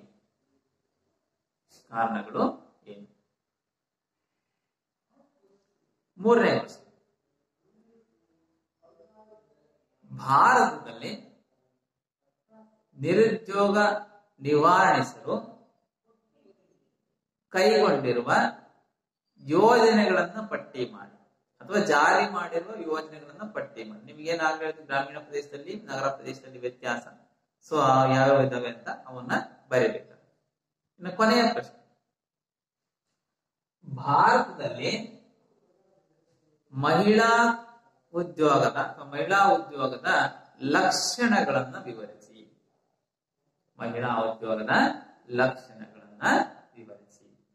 ಸೊ ಈ ಸಂಬಂಧಪಟ್ಟಂತ ಒಂದು ಪ್ರಶ್ನೆಗಳನ್ನ ನೀವು ಬರೆದ್ಬಿಟ್ಟು ನಿಮ್ಮ ಶಿಕ್ಷಕರಿಗೆ ತೋರಿಸಿ ಅಂತ ಹೇಳ್ತಾ, ಇನ್ನ ನೀವು ಮಕ್ಕಳೇ ಇದಕ್ಕೆ ಸಂಬಂಧಪಟ್ಟಂತ ಒಂದು ಯೋಜನೆಯನ್ನ ನಾನು ನಿಮ್ಗೆ ಕೊಡ್ಬೇಕು. ಏನಪ್ಪಾ ಅಂತ ಹೇಳಿದ್ರೆ, ನಿಮ್ಮ ಪಂಚಾಯತಿಯಲ್ಲಿ ಈ ಒಂದು ಮಹಾತ್ಮ ಗಾಂಧೀಜಿ ರಾಷ್ಟ್ರೀಯ ಉದ್ಯೋಗ ಖಾತ್ರಿ ಯೋಜನೆ ಏನಿದೆ, ಸೊ ಇದಕ್ಕೆ ಸಂಬಂಧಪಟ್ಟಂತಹ ಯಾವೆಲ್ಲ ರೀತಿಯ ಕಾರ್ಯಗಳು ಅಲ್ಲಿ ನಡೀತಾ ಇವೆ ಅನ್ನೋದನ್ನ ನೀವು ಚರ್ಚೆ ಮಾಡಿ ಬರೀಬೇಕಾಗತ್ತೆ. ಸೊ ಇದು ನಿಮಗೆ ಒಂದು ವರ್ಕ್. ನಿಮ್ಮ ಮನೆಯಲ್ಲೇ ಜಾಬ್ ಕಾರ್ಡ್ ಅಂತ ಇದೆ. ಸೊ ಅವರು ಸಹ ಮೆಂಬರ್ಶಿಪ್ ಅನ್ನ ಪಡ್ಕೊಂಡಿರ್ತಾರೆ ಪಂಚಾಯತಿಯಲ್ಲಿ. ನನಗೂ ಸಹ ಉದ್ಯೋಗ ಬೇಕು ಅಂತೇಳಿ ಆ ಒಂದು ಪಂಚಾಯತಿಯಲ್ಲಿ ಮೆಂಬರ್ಶಿಪ್ ಅನ್ನು ತಗೊಂಡಿರ್ತಾರೆ. ಸೊ ಅದಕ್ಕೆ ಸಂಬಂಧಪಟ್ಟಂತಹ ಮಾಹಿತಿಯನ್ನ ನೀವು ಅವರಿಂದಲೇ ಕಲೆ ಹಾಕ್ಬೇಕು. ಯಾಕಂದ್ರೆ ನಿಮ್ಮ ಪುಸ್ತಕದಲ್ಲಿ ಒಂದು ಯೋಜಿತ ಕಾರ್ಯ ಇದೆ. ನಿರುದ್ಯೋಗಿ ಜನರ ಸಂದರ್ಶನ ಮಾಡಿ ನಿರುದ್ಯೋಗದ ಕಾರಣ ಹಾಗೂ ವಿಧಗಳನ್ನು ತಿಳಿಯಲು ಪ್ರಯತ್ನಿಸಿ. ರೈಟ್? ಹಿಂಗಂದ್ರೆ ಸೊ ನೀವು ಯಾವ ರೀತಿಯಲ್ಲಿ ಉದ್ಯೋಗವನ್ನು ಪಡೆಯಲಿಕ್ಕೆ ನಿಮ್ಮ ಗ್ರಾಮ ಪಂಚಾಯತಿಗಳಲ್ಲಿ ಅರ್ಜಿಯನ್ನ ಹಾಕಿದ್ದೀರಿ, ನಿಮಗೆ ಎಷ್ಟು ದಿನ ಉದ್ಯೋಗ ಅಲ್ಲಿ ಸಿಗುತ್ತೆ, ಎಷ್ಟು ಅದರಿಂದ ಕೂಲಿ ಬರುತ್ತೆ, ವರ್ಷಕ್ಕೆ ಎಷ್ಟು ದಿನ ಸಿಗುತ್ತೆ, ಎಷ್ಟು ಕೂಲಿ ಸಿಗುತ್ತೆ, ಸೊ ಅದು ಯಾವ ರೀತಿ ನಿಮ್ಗೆ ಆ ಒಂದು ಕೂಲಿಯನ್ನ ಕೊಡ್ತಾರೆ ಅನ್ನೋ ನಿಟ್ಟಿನಲ್ಲಿ ಸ್ವಲ್ಪ ಅವರೊಂದಿಗೆ ಚರ್ಚೆ ಮಾಡಿ. ಆ ಚರ್ಚೆ ಮಾಡಿದಾಗ ನಿಮ್ಗೆ ಅದರ ಬಗ್ಗೆ ಸಂಪೂರ್ಣವಾಗಿರ್ತಕ್ಕಂತಹ ಮಾಹಿತಿ ಲಭ್ಯ ಆಗುತ್ತೆ. ಅರ್ಥ ಆಯ್ತಲ್ಲ? ಸೊ ಇಷ್ಟಕ್ಕೆ ಸಂಬಂಧಪಟ್ಟಂತ ನೀವು ವಿಚಾರವನ್ನ ತಿಳ್ಕೊಂಡ್ರೆ ನಿಮ್ಗೆ ಗೊತ್ತಾಗುತ್ತೆ ನಮ್ಮ ಭಾರತದಲ್ಲಿ ಯಾವ ರೀತಿ ಉದ್ಯೋಗದ ಕಾರ್ಯಕ್ರಮಗಳನ್ನ ರೂಪಿಸಿದ್ದಾರೆ. ಉದ್ಯೋಗವನ್ನ ಹೊಂದಲಿಕ್ಕೆ, ನಿರುದ್ಯೋಗವನ್ನ ಹೋಗಲಾಡಿಸಲಿಕ್ಕೆ ಯಾವ ರೀತಿಯ ಕಾರ್ಯಕ್ರಮಗಳನ್ನ ಜಾರಿ ಮಾಡಿದ್ದಾರೆ ಅನ್ನೋದು ನಿಮ್ಗೆ ತಿಳಿತಾ ಹೋಗುತ್ತೆ. ಸೊ ಅರ್ಥ ಆಯ್ತಲ್ಲ? ಸೊ ಇಷ್ಟು ಈ ಶ್ರಮ ಮತ್ತು ಉದ್ಯೋಗಕ್ಕೆ ಸಂಬಂಧಪಟ್ಟಂತಹ ಸಂಪೂರ್ಣವಾಗಿರ್ತಕ್ಕಂತಹ ನನಗೆ ತಿಳಿದ ಮಟ್ಟಿಗೆ ನಾನು ನಿಮ್ಗೆ ತಿಳಿಸುವ ಪ್ರಯತ್ನವನ್ನ ಮಾಡಿದ್ದೀನಿ ಅಂತ ಹೇಳ್ತಾ ಇವತ್ತಿನ ಈ ತರಗತಿಗೆ ವಿದಾಯವನ್ನ ಹೇಳೋಣ ಮಕ್ಕಳೇ. ಇಲ್ಲಿ ನಿರಂತರವಾಗಿ ನೀವು ಕಲಿಕೆಯನ್ನ ಮುಂದುವರಿಸ್ತಾನೆ ಇರಬೇಕು. ಸೊ ಹಾಗೇನೆ ನಿಮ್ಮ ಆರೋಗ್ಯದ ದೃಷ್ಟಿಯಲ್ಲಿ ಆರೋಗ್ಯವನ್ನ ಚೆನ್ನಾಗಿ ಕಾಪಾಡ್ಕೊಳ್ರಿ ಅಂತ ಹೇಳ್ತಾ, ಉತ್ತಮ ಗುಣಮಟ್ಟದ ಆಹಾರವನ್ನ ಸೇವನೆ ಮಾಡಿ, ಕೆಲಸ ಮಾಡಿ, ಚೆನ್ನಾಗಿ ಕೆಲಸ ಮಾಡಿ, ಒಳ್ಳೆ ನಿದ್ದೆ ಮಾಡಿ, ಹಾಗೇನೆ ಕಲಿಕೆಯನ್ನ ಸದಾ ಮುಂದುವರಿಸ್ತಾ ಇರಿ ಅಂತ ಹೇಳ್ತಾ ಇವತ್ತಿನ ಈ ತರಗತಿಯನ್ನ ಮುಗಿಸ್ತಾ ಇದ್ದೀನಿ ಮಕ್ಕಳೇ. ಮುಂದಿನ ಮತ್ತೊಂದು ತರಗತಿಯಲ್ಲಿ ಮತ್ತೊಂದು ಅಧ್ಯಾಯದೊಂದಿಗೆ ಭೇಟಿಯಾಗೋಣ. ಧನ್ಯವಾದ.